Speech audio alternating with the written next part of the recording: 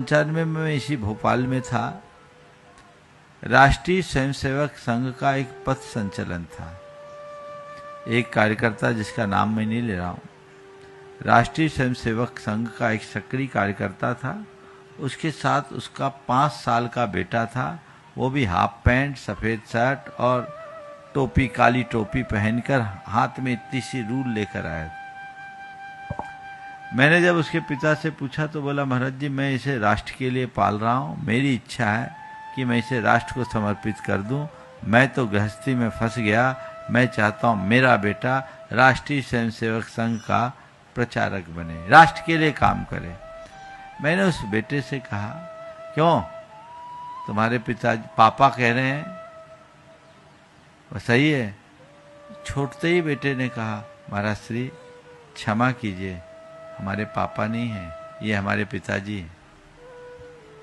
5 साल के बच्चे, मैं चौक मंदिर में था, ये हमारे पापा नहीं पिताजी हैं।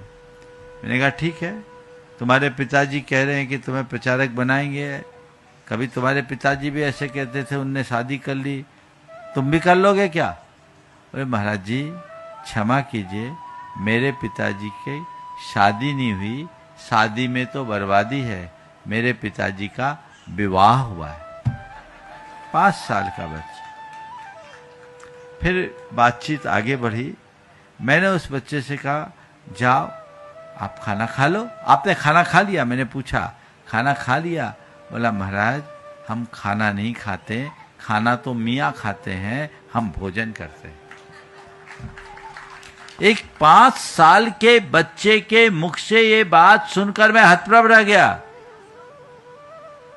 ये संस्कार पिता के दिए हुए संस्कार थे। ऐसे संस्कार यदि बच्चों में घोंट घोंट के भर दे तो बच्चे आपसे विमुख कभी नहीं जाएंगे।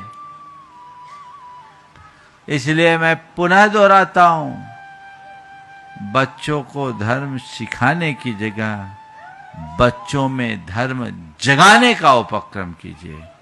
जब धर्म जगेगा जीवन बदलेगा।